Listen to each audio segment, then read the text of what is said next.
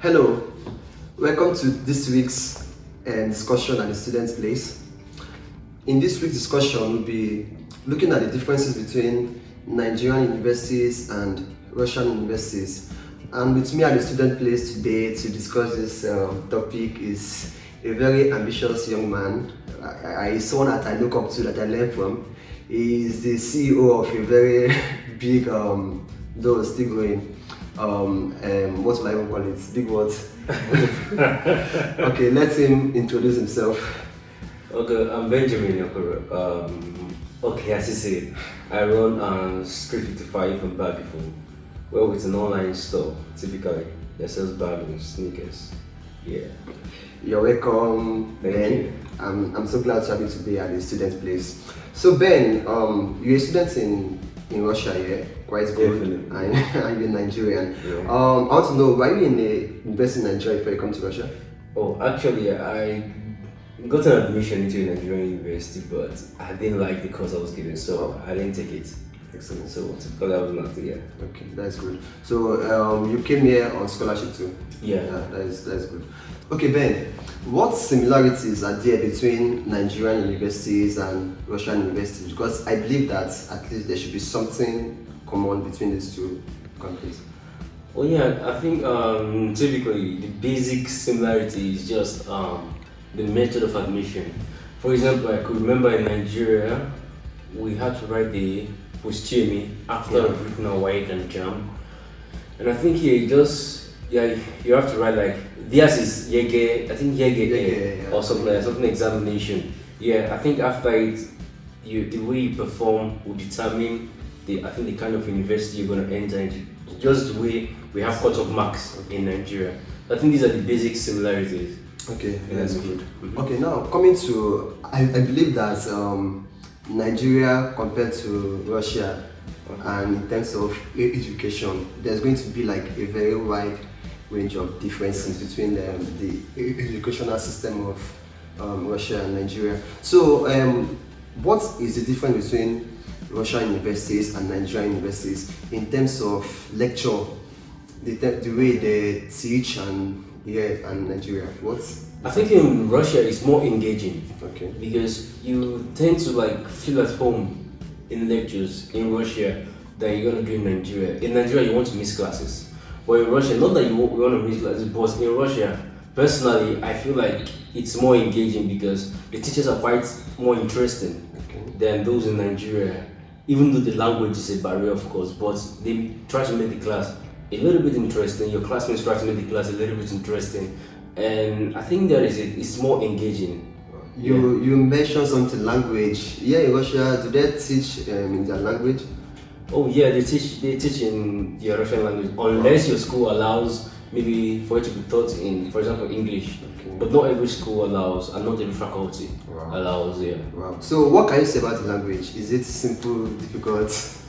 Well, the language, I had a debate in my PATFAC about the language. Yeah. What is PATFAC, please? Our PATFAC is like the preparation faculty for new students. Okay. So I had like an argument, or let's say debate with my friends in the preparation faculty, so to say PATFAC.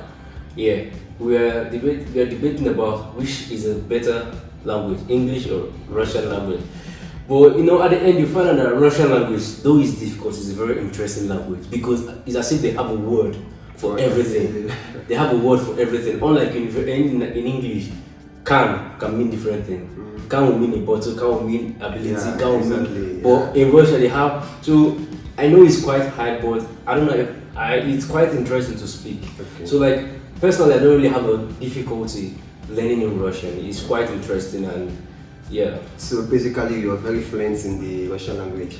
I won't say I'm very fluent, but I'm trying. Okay. At least I can speak, but I don't have the accent. Yeah, at times when I speak in class, they'll be like, "Yo, what's this guy say?" That kind of thing. Yeah, but I try. At least my teachers understand me. That is just the basic thing of understanding. Yeah. And also, the Russian language is a plus for us foreigners. Okay. Because sometimes when you're in an exam hall and you don't know the question, you don't know the answer to a question, you just be like, you don't understand the language. Okay. Like maybe when you're trying to explain it, maybe because here when we do like you do written examination. After writing, you have to go and explain what you wrote to the teacher. They call it usni and bismini. So like in the oral part of the examination, when they're asking you questions and you don't know anything about it, we just as if like we don't understand it, right? And she moved on that question. Till she gets to the one that you understand, then you'll be like, yeah, Panama, which is I understand. Yeah. That's good. That is a very interesting one. So we can see that lecture is done in their language and quite engaging compared to Nigerian universities. Yeah. Because back then Nigerian university, I can remember the lecture hall would look so crowded. Let's talk about that. Like, how is the class in between Nigerian university and Russian university? Like, do they have crowded classrooms and stuff like that? Oh, I think in my faculty, like we have like I study in pharmacy. In the pharmaceutical faculty, in Voronezh State University. So like for example, in my group we're like 13, and we have like let's say 8 groups. So like let me say my entire faculty we're not up to 100. Wow. Thereabout. Wow. So even though we're gonna have like the biggest lecture, it's gonna be people that are not up to 100 in a very large place. So it's not actually crowded. But trust me, we're the backbenchers too, Of course, we don't listen to the lectures because sometimes you don't understand whatever they're saying here. Because of course, so like it's quite spacious, and I feel it's very okay. It's not crowded, and it's just very okay. Yeah, I would say that. Interesting. Then there's something about Nigerian lecturers. With the way they lecture, some lecturers back in Nigeria, they are always so strict and they just come to the lecture, just give their lecture and go like that. Like, how can you strike a difference between Nigerian lecturers and Russian lecturers? Is there something to look at?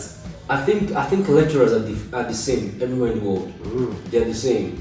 You must always have someone that gets your name. You always have someone that's always nice. And you always have someone that doesn't care at all. So like they are the same everywhere. So when you talk about strict lecturers, we have strict lecturers of course in Russia. But the thing is, I would say it depends on the way you relate with them. You get that kind of thing. Just don't try to get on their bad side because you don't understand their language. So if they are shouting at you, you don't have any orders, and you get that kind of thing. So like I think they are the same everywhere. Strict, non-strict, like they're the same everywhere. Okay, interesting. Okay, now let's go to examination. In terms of examination, in Nigeria, I know examination is done every semester in Nigeria, and some universities do mostly CBT examination. While there are some that you have to do practicals and do some written stuff. Like here in Russia, how is the exam done? I think the method of examination in Russia, it's way better. We have something we call sessia. It's like the examination and period. The examination and test weeks. Okay. Yeah, usually the examination lasts for 2 weeks. Okay. The test we call it statutes. Kind of. I won't say it's test because I would say it doesn't really have an English meaning. Okay. It's just statute. Yeah. So it usually lasts for, let's say, 2 weeks or a week, depending on the teacher. You get a kind of thing. So first of all, when your academic year is over, you're gonna write the statute, which is like the test. Okay. Now, the subjects are divided. For example, now I might be having 9 subjects.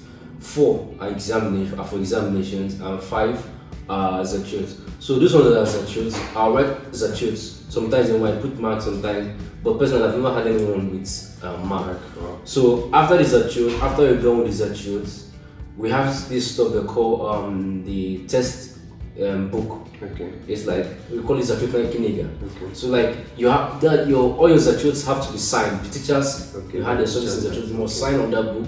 Then you have them. You take it to your dean. She has to approve you for examination before you will be able to write examinations. And after that, I think you're good to go. So like I think it's way better here. The examination style and it's way better. Wow. So for example now, if you offer like 9 subjects, let's say out of these 9 subjects, 5 are statute subjects. Yeah. That means in that 5 you don't have to write exam in them. Just like you write exam in the remaining 4. something like that? It depends. It depends at times. Sometimes in the exam subject, you have to write zatut before exams. So let's just say you write like 9 zatuts, and later on 4 examinations. And that there's this stuff we call aftermath. Aftermath is if you've been good throughout. Maybe you've been passing all the CAs, like the continuous assessments. If you've been passing them throughout the period of the academic session, during examination, during the zatut, like the test period, you'll be given like a free pass. But they'll just sign on your book and you're good to go. So you might not really have to write the zatut. You might not really have to write the exam. For example, now last year I didn't write an exam, for example, and just signed them. So like a lot of students do. It happens like that for them, you know. Okay, so and the exam. I heard you mention something about oral exam. Like the exams, are they mostly speaking? Yeah, that is really interesting because I found that in Russia they are more interested with what's here than what you can write. Because you can copy from somewhere and they might not really care. But when they care is when you come to defend what you've written. So like the main thing is the oral. When it comes to the oral, like you might write like 5 sheets of paper. Well, they want to know if you'll be able to defend at least 2 sheets of paper. You get that kind of thing. So like the oral, they take it very serious, even more than they. Sometimes some teachers don't. The written one is just like an evidence that you have an exam. They don't take it serious usually. It's mostly what you say. That is what matters. Wow, that is quite interesting. Like that, like they have a very good exam. Very good. That is very interesting. Okay, now there is this question that has been on my mind to ask. In terms of the degrees offered in Russia, like what are the degrees that they offer? Is it something as in Nigeria? In Nigeria, I think we have the first class, the second class upper, the second class lower, and third class. I think there is too many stress. In Russia, we just have like something like the red book and the blue book. For the red book, we call it the Krasnaya Kniga. It's the diploma. So the Krasnaya Kniga is for people that depend on the university. For example, my university, like you have to have like 75% excellent in your grades and 25% of good, like grading. And for the rest, it's just they call it the blue book, that kind of thing. So we don't do first class. We do first class, we do second class, but when you see someone that graduated maybe with third class, you can't really tell the difference between third class and the second class because they are holding the same book. The only striking difference is the color of the book, which is only red and blue. So the only difference, like if you see someone that has red, you know it's first class that I graduated with. They will have something that we call atlishnik, like you graduated with 5.0. That's like you had 5 throughout, and those are the ones that are usually highly recognized by the school. There is someone in Nigerian students that actually graduated with a 5.0 CGPA from the Russian University, and he's also a medical student. If you check our video below in the previous videos you see the guy there and other Nigerian student that's also graduated with the red book. So to continue, now the kind of degrees awarded, like in terms of bachelor, masters, PhD, like are they the same? Same Nigerian? Because I know something like baccalaureate. The baccalaureate is the undergraduate. That is the bachelor's degree. The magistratura, that is the master's. Then we have the PhD, the doctorate degree, and that. So I think for the baccalaureate, the bachelor's degree, I think the major difference is that is in the number of years. In Nigeria, some of the courses, most of them are 5 years. But in Russia, almost all they are 4 years. In Russia, only for specialists like my discipline that is 5 years. So like, but most of them are like 4 years. So I think that's the major difference the duration of studies. Yeah. That's very good. So we've seen the basic differences and similarities between Nigerian universities and Russian universities. So in case you're looking at the possibility of coming to Russia as an international student to study, at least you've seen some things you should look out for as a student that wants to study in Russia, so that you try to adjust yourself in terms of the academic way, or the way of studying between your country, Nigeria, and here in Russia. So Benjamin, I'm so delighted to have you here once again. We so much appreciate you for bringing out your time to stay with us here at the student place. You're highly welcome once again. Now we've come to the end of this week's discussion. We hope to see you guys next week.